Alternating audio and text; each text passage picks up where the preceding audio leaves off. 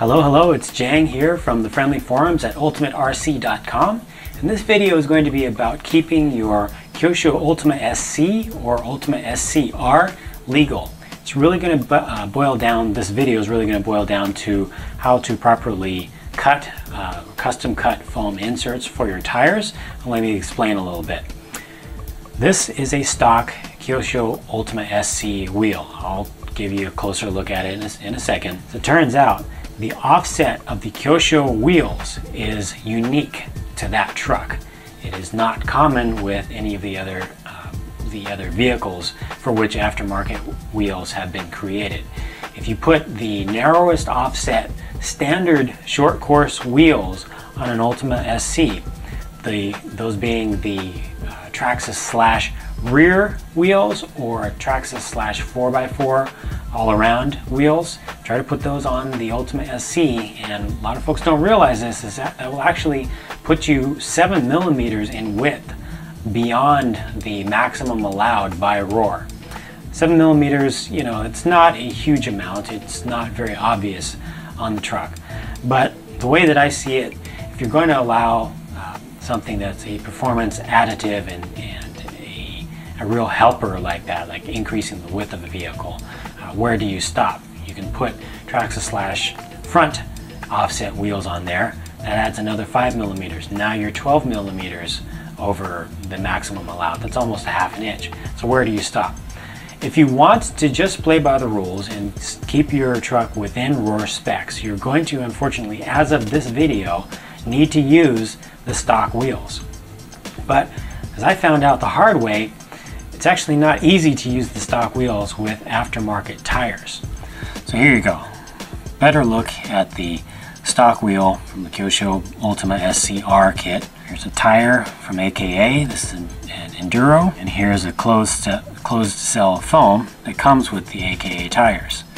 Now, this is the problem. This is one of those stepped down in the middle older design of wheels.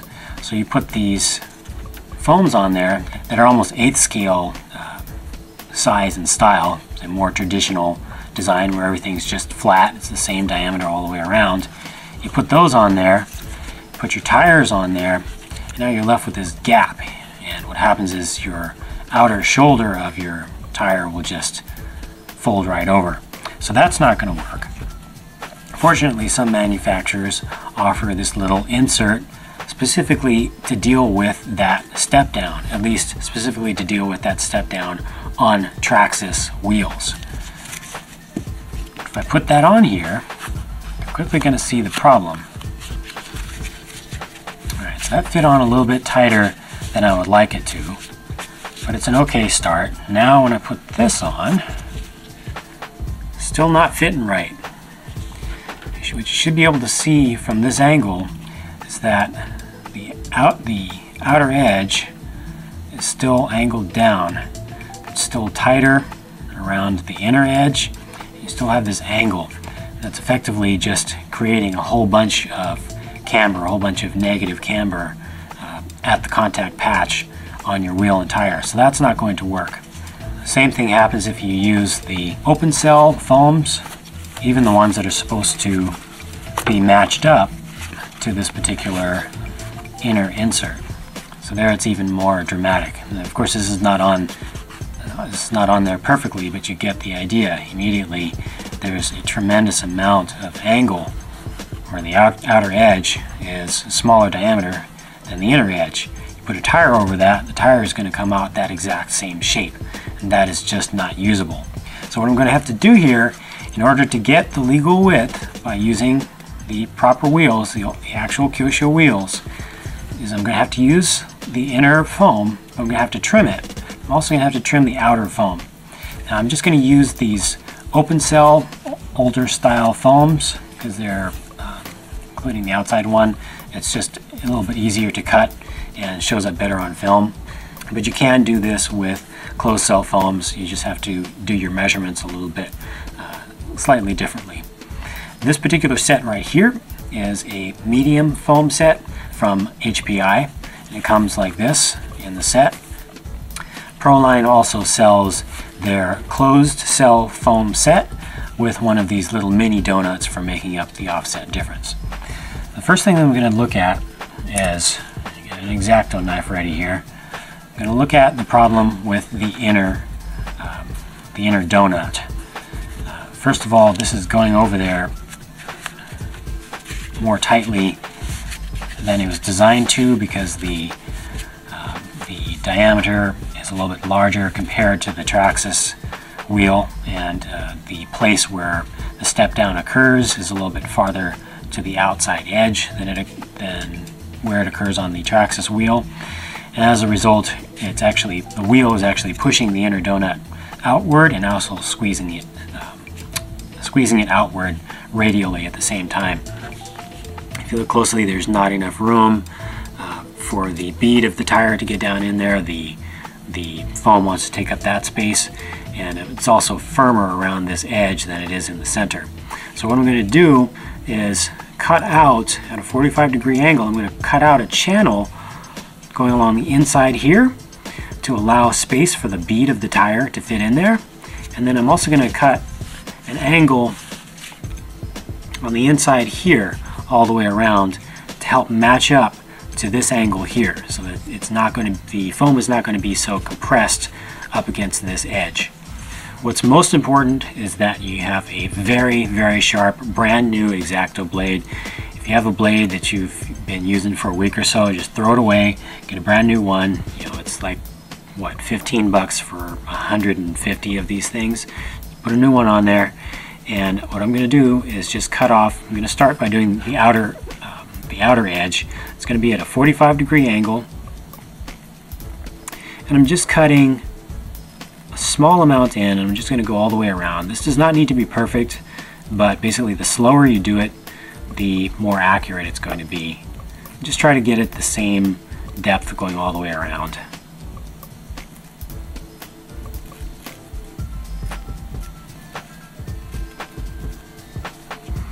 There we go. So just pull that out. You can just see it's at an angle. So that's going to give enough room for the bead of the tire to fit in there. You can see it just creates a nice little channel. Now I need to do the inside edge so I can push this up there without squeezing it. And in this particular case, I am going a little bit steeper than 45-degree angle, and I'm cutting all the way out to the edge on the face side.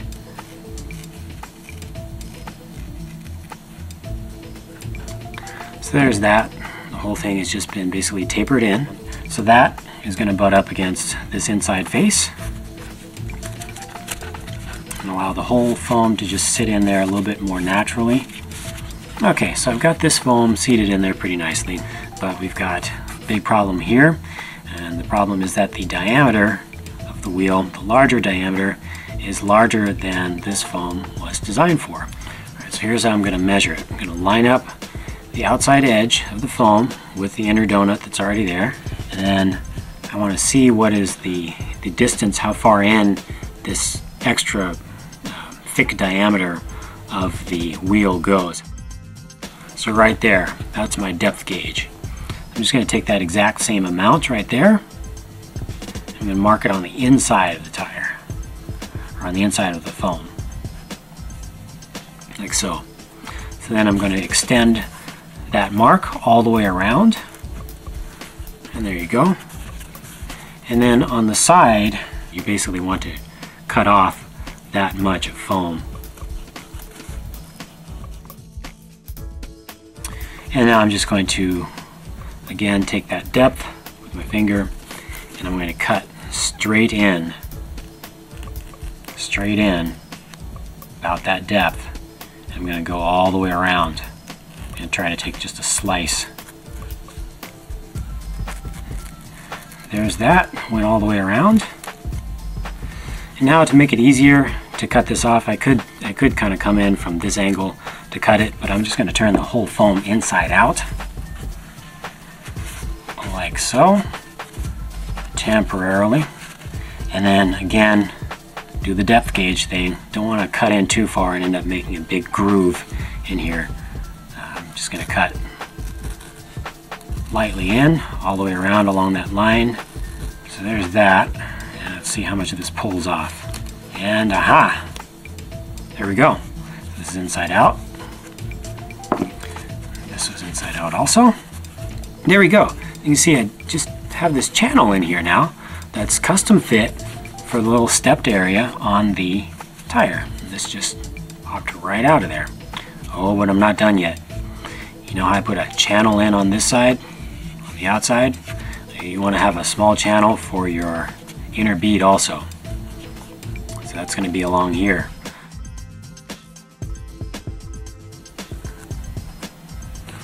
Okay, that one was not as pretty as the first cut. That's the general idea.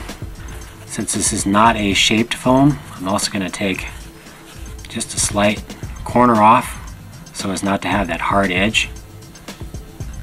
Here I'm doing just a really tiny amount from the inside. I'm going to do a little bit more from the outside to give me a little bit more progressiveness and slow saturation of the tire's traction, allowing it to roll over on its sidewall just a little bit more. And there's that. Now I've got a fairly rectangular foam rather than one that's all way too thick on the inside edge. Got enough room for the tire bead to fit in there on both sides.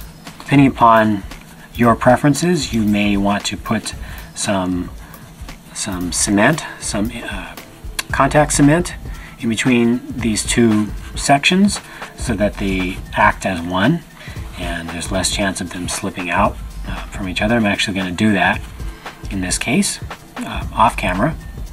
Looks like it should. Just a little bit of rounding on the outside, both the outside and the inside edges. A little bit of rounding across the carcass is the shape that you want. And when you feel around it, it feels nice and firm. It's filling up the space pretty evenly. As you feel across, you don't feel areas where there's a large ridge in there where the foam has been all bunched up, and the beads of the tire have been able to fit in. This is not glued yet, obviously, but the beads of the tire will fit in there, inside and out, and you're good to go. So there you have it. I hope that was useful for you. It's how to custom cut foams for the Ultima SC and SCR so that you can use aftermarket tires and inner foams on the stock wheels. And you need to use the stock wheels in order to maintain a ROAR legal width, because all the aftermarket wheels that are available right now will make you wider than is legal. Hope that's useful to you, and I hope to see you again, both on this YouTube channel. It's the Ultimate RC Network channel. Please subscribe to it if you haven't already. And I also hope to see you on the friendly forums at ultimaterc.com. Thanks a lot. Talk to you again soon. Now remember, if you have a question or comment that's not specifically related to the topics that were covered in this video, don't post those questions and comments on this video. That wouldn't make sense. And don't send me a private message on YouTube. Post them at the friendly forums at ultimaterc.com, where not only myself, but also thousands of other folks with RC experience can chime in and help you out.